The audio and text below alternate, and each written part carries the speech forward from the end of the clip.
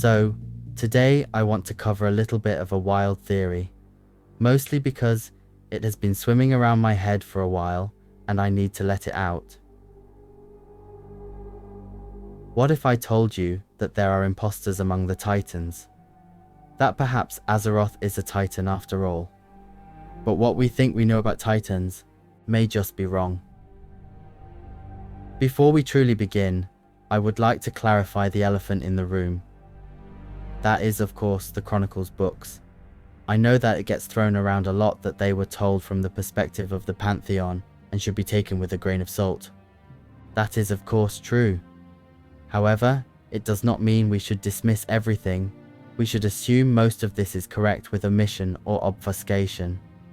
This theory stays within those boundaries. At least I hope. So first of all, what is a Titan? The Chronicles describe them as a race of colossal, planet-sized beings composed of primordial matter and arcane energy from which the very universe was born. This does seem like an apt description, however. Let's grain of salt this a little. We have since learned the universe, or the Great Framework, is made up of much more than just arcane energy.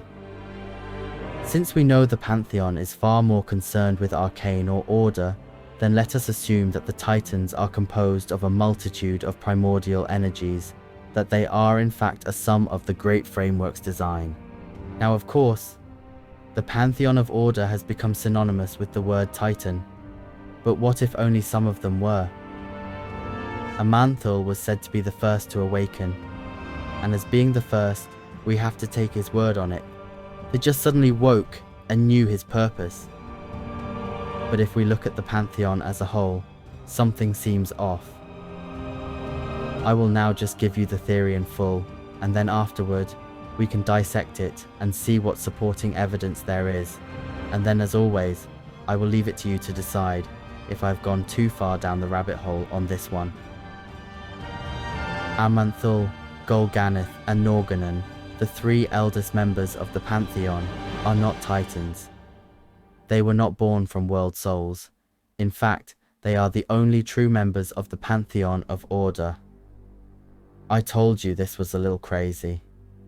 Many long ages ago, but still long after the building of the Great Framework, something happened. Something so terrifying that it caused a great imbalance among the forces of the universe.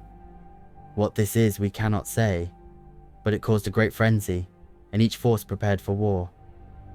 Each would attempt to consolidate their power, all that remained of the first ones, and their mandates were their crumbling ruins. Now alone, they each scrambled to control the greatest weapons in the known universe, the world's souls. Shadow would send out seeds of the void to corrupt, the light would send shooting stars streaking through the skies. But order itself had found a way in for themselves. Perhaps it is their ordered nature that allows them easier access to the physical world, perhaps their command over the arcane. What we do know is, three brothers would find the slumbering world souls, infusing them with vast amounts of scintillating arcane energy, altering their form and temperament. One by one, their pantheon grew, the world's souls, each carefully controlled to believe the words of the High Father unquestioningly. But as their power grew, so did the other forces muster in opposition. It was death who first foiled them, spies who infiltrated one of their order. They would use a similar tactic and then would turn him to chaos and shatter their unity for a time. It was for this very reason that Order has not claimed the greatest weapon of all, the last and the most powerful Titan of them all, Azeroth. But unknowingly, the children of this great world soul had set events in motion that may bring all of this to light. Now, if I had just heard this, I would have questions, as any skeptical mind should, so I will attempt to answer some and give my reasons for reaching these conclusions.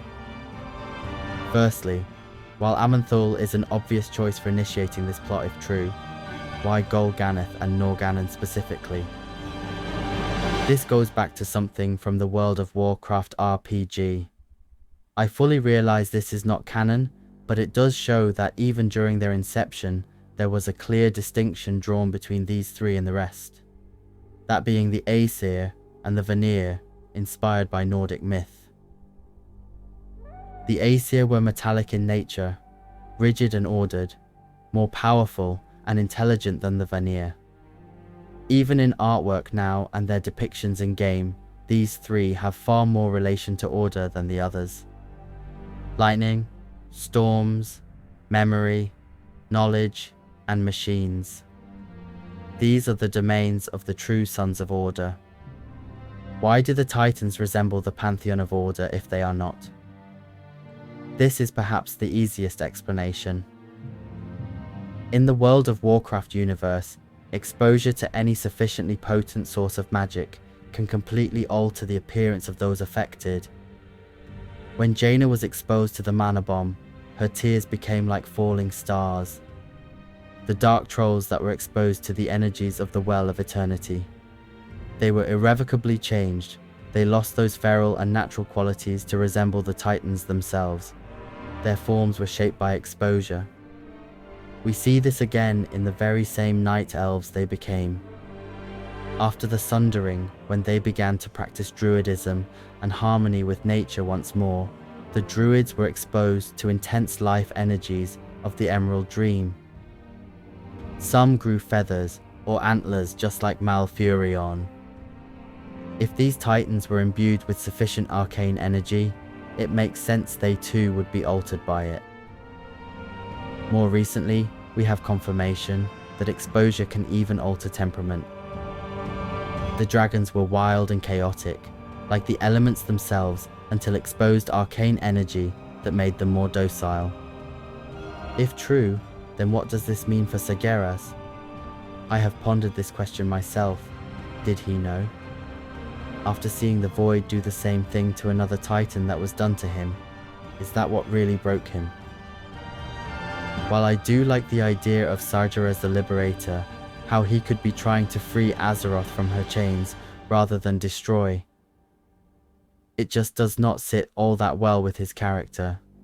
Perhaps he did know, and the fell energy that freed him from his arcane bonds made him just a little too irrational and crazy. That would certainly track. I do feel the more I look over Blizzard's recent writing, this does seem to align. All throughout Dragonflight we had evidence of Titan machinery, some designed for coercion, subversion, and others control. Without spoilers, this is not slowing down in the war within. The Titan Forged will go to extreme lengths to retain order and control, as we will all see soon enough. Originally, I was pondering why Eonar and Khazgorath in specific were so anomalous to a pantheon of order. While imposing some structure with life magic made sense, her relationship to Elune and her ideals do not fully sit right through the lens of order. In all honesty, there are some areas that need further exploration and more evidence, but if I were a betting man, I do believe this is the path the story is taking. Freedom is what we are ultimately fighting for, the end of control. But tell me what you think. Is Aman'Thul an imposter? Or maybe you have a better idea. As always, I love to hear it. Thank you all for all the support and the amazing comments. You have no idea how much they mean.